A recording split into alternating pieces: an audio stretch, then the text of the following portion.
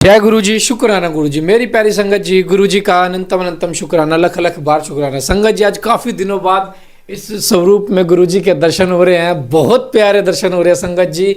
जिस जिसको दर्शन हो जाए ना संगत जी, आज के पाठ में अपनी हाजिरी लगा ले, जय गुरु जी, शुक्राना गुरु जी बोल के। क्योंकि संगत जी, गुरु जी बहुत ब्लेसिंग देते हैं, हर वक्त हमें ब्लेस करते हैं, नई नई चीज़ों से हमारे कष्ट कटवाते हैं। कभी कभी सपनों में कष्ट कटवा देते हैं, अधिकतर तो गुरु जी सपनों में ही कष्ट कटवा देते हैं संगत जी। क्योंकि रियल लाइफ में हम वो कष्ट भोग नहीं पाएंगे। संगत जी, दो दो जगह गुरु जी के दर्शन हो रहे हैं। देखो सामने व्हाइट चोले वाले में भी, देन इस वाले स्वरूप में भी। तो संगत जी देखो, गुरु जी कितना ब्लेस कर रहे हैं और फिर भी हमें हर इस पार्ट को इग्नोर कर रहे हैं। काफ़ी दिनों से मैं नोटिस कर रहा हूँ, हर संगत पार्ट को इग्नोर करते हैं। तो संगत जी, इग्नोर मत कीजिए, आपके और हमारे कल्याण के लिए ही यह हो रहा है संगत जी। क्योंकि इसमें कल्याण किसका, हमारा और आपका ही है।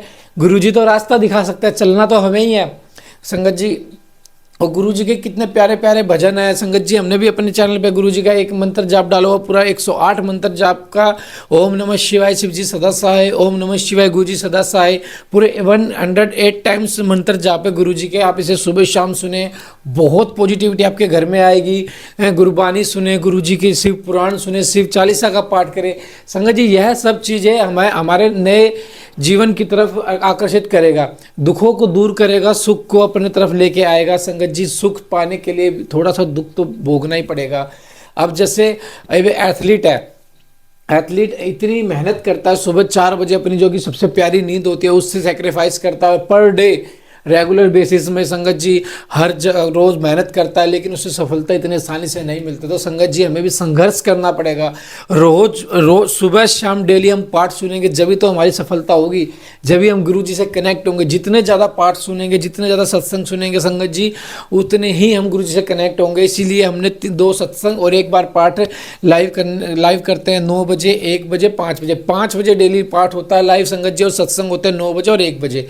तो संगत जी, आप सभी उस पर अच्छे से जाके सुनिए, और जो सत्संग आपको आ रहे हैं अदर्स, उन्हें भी सुनिए। क्योंकि संगत जी, किस सत्संग में आपका कल्याण लिखा हो ये तो कोई नहीं जानता, ये तो सिर्फ गुरु जी जानते हैं। और इग्नोर मत कीजिए संगत जी। 20 मिनट सुबह, 20 मिनट शाम को गुरु जी को जरूर दीजिए, गुरु जी को जरूर दीजिए। क्योंकि इससे हमारे ही कष्ट कटेंगे। ना जाने कितने कष्ट तो हम सुनते सुनते सुनते सुनते कटवा लेते हैं। गुरु जी का सत्संग होगा, शिव पुराण कथा होगी, इसे सुनते सुनते हम कटवा लेते हैं। तो आइए संगत जी, गुरु जी का मंत्र जाप करते हैं। ओम नमः शिवाय शिव जी सदा सहाय, ओम नमः शिवाय गुरु जी सदा सहाय। जय गुरु जी। गुरु जी, भगवान शिव का यतिनाथ एवं हंस नामक अवतार। नंदीश्वर कहते हैं कि मुने, अब मैं परमात्मा शिव के यतिनाथ नामक अवतार का वर्णन करता हूँ। मुनीश्वर अर्बुदाचल नामक पर्वत के समीप एक भील रहता था, जिसका नाम था आहुक। उनकी पत्नी को लोग आहुका कहते थे। वह उत्तम व्रत का पालन करने वाली थी। वे दोनों पति पत्नी महान शिव भगत थे और शिव की आराधना पूजा में लगे रहते थे। एक दिन वह शिव भक्त भील अपनी पत्नी के लिए आहाकार की खोज करने के लिए निमित जंगल में बहुत दूर चला गया। इसी समय संध्याकाल में भील की परीक्षा लेने के लिए भगवान शंकर सन्यासी का रूप धारण करके घर आए।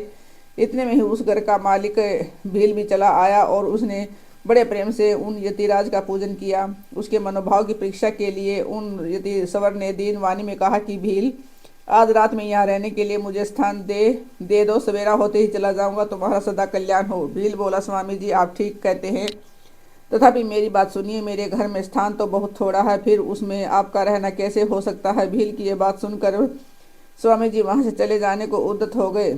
तब भील ने कहा, प्राणनाथ आप स्वामी जी को स्थान दे दीजिए, घर आए हुए अतिथि को निराश न लौटाइए, अन्यथा हमारे गृहस्थ धर्म के पालन में बाधा पहुंचेगी। आप स्वामी जी के साथ सुखपूर्वक घर के भीतर रहिए और मैं बड़े बड़े अस्त्र शस्त्र लेकर बाहर खड़ी रहूंगी। पत्नी की यह बात सुनकर भील ने सोचा, स्त्री को घर से बाहर निकाल कर मैं भीतर कैसे रह सकता हूँ। सन्यासी जी का अन्यंतर जाना भी मेरे लिए अधर्म कारक ही होगा। ये दोनों ही कार्य एक गृहस्थ के लिए सर्वथा अनुचित हैं, अतः मुझे ही घर के बाहर रहना चाहिए।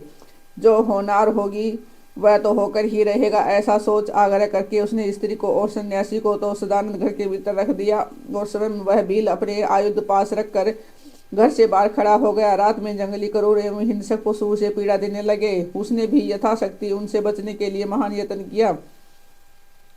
इस तरह यत्न करता हुआ भील बलवान होकर भी प्राप्त प्रेरित हिंसक पशुओं द्वारा बलपूर्वक खा लिया गया। प्रातःकाल उठकर जब यति ने देखा कि हिंसक पशुओं ने वनवासी भील को खा डाला है, तब उन्हें बड़ा दुख हुआ। सन्यासी को दुखी देख भील दुख से व्याकुल होने पर भी धैर्यपूर्वक उस दुख को दबाकर यो बोली, स्वामी जी आप दुखी किस लिए हो रहे हो?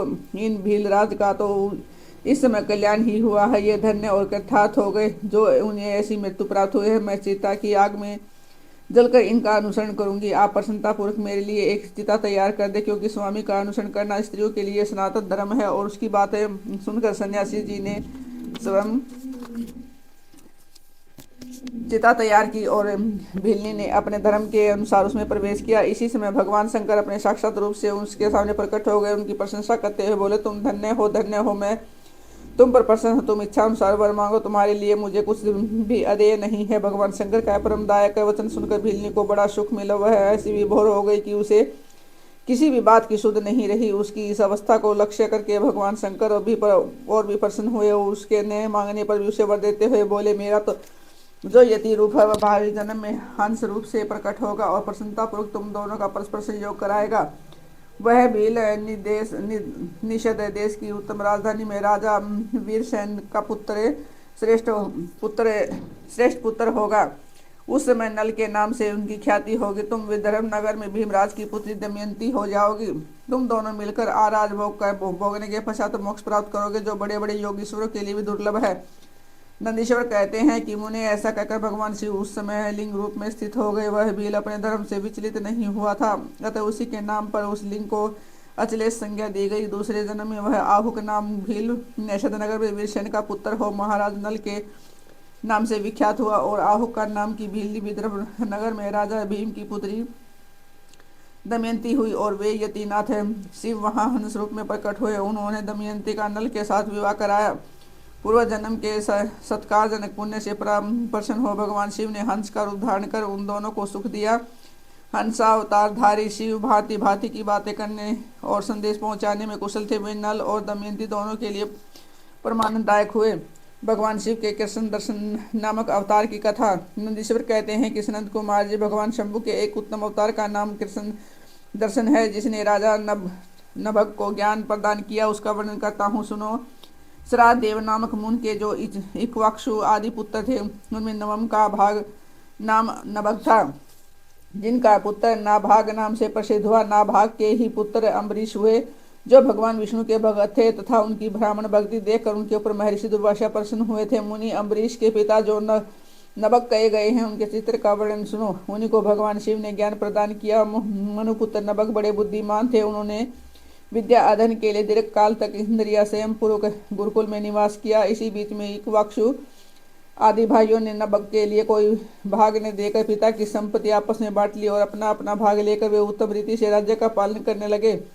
उन सब ने पिता की आज्ञा से ही धन का बंटवारा किया था। कुछ काल के पश्चात ब्रह्मचारी नभग गुरुकुल से सांगोपांग वेदों का अध्ययन करके वहां आ गए। उन्होंने देखा कि सब भाई सारी संपत्ति का बंटवारा करके अपना अपना भाग ले चुके हैं। तब उन्होंने भी बड़े स्नेह से दाएं भाग पाने की इच्छा रखकर अपने इक्वाक्षु आदि बंधुओं से कहा कि भाइयों, मेरे लिए भाग दिए बिना ही आप लोगों ने आपस में सारी संपत्ति का बंटवारा कर लिया, अतः अब प्रसन्नतापूर्वक मुझे भी हिस्सा दे दीजिए। मैं अपना दाएं भाग लेने के लिए ही यहाँ आया हूँ। भाई बोले, जब संपत्ति का बंटवारा हो रहा था तो उस समय तुम हमारे लिए भाग देना भूल गए थे। अब इस समय पिताजी को तुम्हारे हिस्से में देते हैं, तुम उन्हीं को ले लो, इसमें संशय नहीं है। भाइयों का वचन सुनकर नभग को बड़ा विस्मय हुआ। वे पिता के पास जाकर बोले, तात, मैं विद्या अध्ययन के लिए गुरुकुल में गया था और वहां अब तक ब्रह्मचारी रहा हूँ। इसी बीच में भाइयों ने मुझे छोड़कर आपस में धन का बंटवारा कर लिया। वहां से लौटकर जब मैंने अपने हिस्से के बारे में उनसे पूछा तो उन्होंने आपको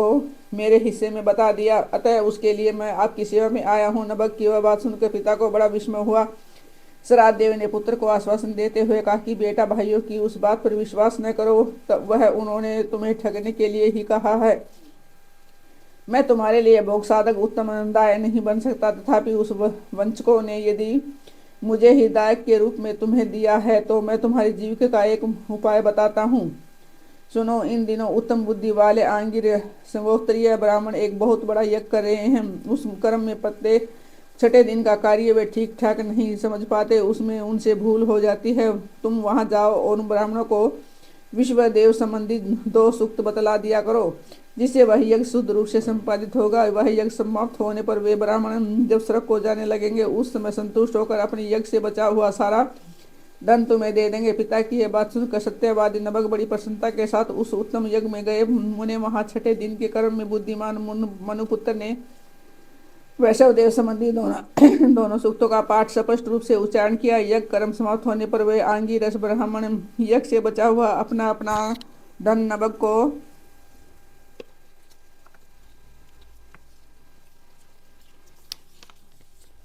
देकर सर्वलोक को चले गए।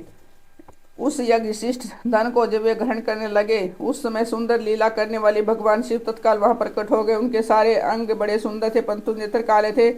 उन्होंने नबक से पूछा, तुम कौन हो जो इस धन को ले रहे हो? यह तो मेरी संपत्ति है। तुम्हें किसने यहाँ भेजा है? सब बातें ठीक ठीक बताओ। नबक ने कहा कि यह तो यज्ञ से बचा हुआ धन है जिसे ऋषियों ने मुझे दिया है। अब यह मेरी ही संपत्ति है, इसको लेने से तुम मुझे कैसे रोक रहे हो? कृष्ण दर्शन ने कहा कि तात, हम दोनों के इस झगड़े में तुम्हारे पिता ही पंच रहेंगे। जाकर उनसे पूछो, वे जो निर्णय देंगे उसे ठीक ठीक यहाँ आकर बताओ। उनकी बात सुनकर नबक ने पिता के पास जाकर उस प्रश्न को उनके सामने रखा। श्राद्ध देव को कोई पुरानी बात याद आ गई और उन्होंने भगवान शिव के चरण कमलों का चिंतन करते हुए कहा। मनु बोले, तात, वे पुरुष जो तुम्हें वह धन लेने से रोक रहे हैं साक्षात भगवान शिव है। यो तो संसार की सारी वस्तु ही उन्हीं की है, परंतु यज्ञ से प्राप्त हुए धन पर उनका विशेष अधिकार है। यज्ञ करने से जो धन बच जाता है उसे भगवान रुद्र का भाग निश्चित किया गया है। अतः यज्ञावशिष्ट सारी वस्तु ग्रहण करने के अधिकारी सर्वेश्वर महादेव जी हैं। उनकी इच्छा से ही दूसरे लोग इस वस्तु को ले सकते हैं। भगवान शिव तुम पर कृपा करने के लिए ही वहां वैसा रूप धारण करके आए हैं। तुम वहीं जाओ और उन्हें प्रसन्न करो। अपने अपराध के लिए क्षमा मांगो और प्रणाम पूर्वक उनकी स्तुति करो। नबक पिता की आज्ञा से वहां गए और भगवान को प्रणाम करके हाथ जोड़कर बोले, महेश्वर, यह सारी त्रिलोकी ही आपकी है। फिर यज्ञ से बचे हुए धन के लिए तो कहना ही क्या है, निश्चय ही इस पर आपका अधिकार है। यही मेरे पिता ने निर्णय दिया है। नाथ, मैंने यथार्थ बात न जाने के कारण भ्रमवश जो कुछ कहा, मेरे उस अपराध को क्षमा कीजिए। मैं आपके चरणों में मस्तक रखकर यह प्रार्थना करता हूँ कि आप मुझ पर प्रसन्न हो। ऐसा कहकर नबक ने अत्यंत दीनतापूर्वक हृदय से दोनों हाथ जोड़े महेश्वर कृष्ण दर्शन का स्तवन किया। उधर श्राद्ध देव ने भी अपने अपराध के लिए क्षमा मांगते हुए भगवान शिव की स्तुति की। तदंतर भगवान रुद्र ने मन ही मन प्रसन्न हो नबक को कृपा दृष्टि से देखा और मुस्कुराते हुए कहा। कृष्ण दर्शन बोले, नबक, तुम्हारे पिता ने जो धर्मानुकूल बात कही है वह ठीक ही है।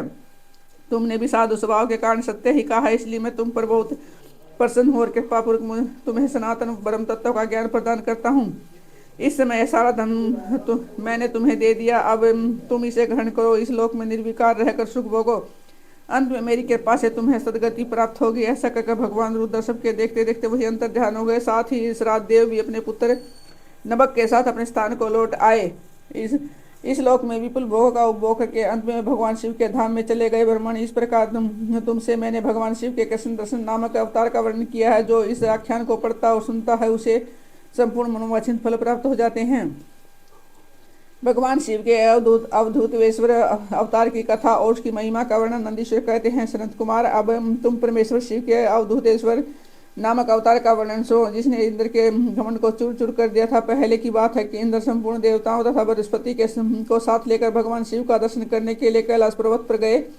उसमें बृहस्पति और इंद्र के शुभागमन की बात जानकर भगवान शंकर उन दोनों की परीक्षा लेने के लिए अवधूत बन गए। उनके शरीर पर कोई वस्त्र नहीं था, वे पर जबलत अग्नि के समान तेजस्वी होने के कारण महान भयंकर जान पड़ते थे। उनकी आकृति बड़ी सुंदर दिखाई देती थी और वे राह रोक कर खड़े थे। बृहस्पति और इंद्र ने उस शिव के समीप जाते समय देखा, एक अद्भुत शरीरधारी पुरुष रास्ते के बीच में खड़ा है। इंद्र को अपने अधिकार पर बड़ा गर्व था, इसलिए वह जान न सके कि वह साक्षात भगवान शंकर हूँ। उन्होंने मार्ग में खड़े हुए पुरुष से पूछा, तुम कौन हो? इस नगन अवधूत वेश में कहाँ से आए हो? तुम्हारा नाम क्या है? सब बातें ठीक ठीक बताओ, देर न करो। भगवान शिव अपने स्थान पर हैं या इस समय कहीं अन्यत्र गए हैं? मैं देवताओं तथा गुरु जी के साथ उन्हीं के दर्शन के लिए जा रहा हूँ। इंद्र के बार बार पूछने पर भी भगवान को तुक करने वाले अहंकारी महायोगी त्रिलोकीनाथ शिव कुछ न बोले, चुप ही रहे। तब अपने ऐश्वर्य का घमंड रखने वाले देवराज इंद्र ने रोष में आकर उस जटाधारी पुरुष को फटकारा और इस प्रकार कहा। इंद्र बोले, अरे मूढ़ दुर्मते, तू बार बार पूछने पर भी उत्तर नहीं देता, अतः तुमसे वज्र से मारता हूँ, देखो कौन तेरी रक्षा करता है। ऐसा कहा वह दिगंबर पुरुष की और क्रोध पूर्वक देखते हुए इंद्र ने उसे मार डालने के लिए वज्र उठा। यह देख भगवान शंकर ने शीघ्र ही उस वज्र का स्तंभन कर दिया। उनकी बाह अकड़ गई, इसलिए वे वज्र का प्रहार न कर सके। तदंतर वह पुरुष तत्काल ही क्रोध के कारण तेज से प्रज्वलित हो उठा, मानो इंद्र को जलाए देता हो। भुजाओं के स्तंभित हो जाने के कारण सचिव वल्लभ इंद्र क्रोध से उसके सर्प की भांति जलने लगे, जिसका पराक्रम मंत्र के बल से अवरुद्ध हो गया। और बृहस्पति ने उस पुरुष को अपने तेज से प्रज्वलित होता देख तत्काल ये समझ लिया कि साक्षात भगवान हर हैं। फिर तो वे हाथ जोड़ प्रणाम करके उनकी स्तुति करने लगे। स्तुति के पश्चात उन्होंने इंद्र को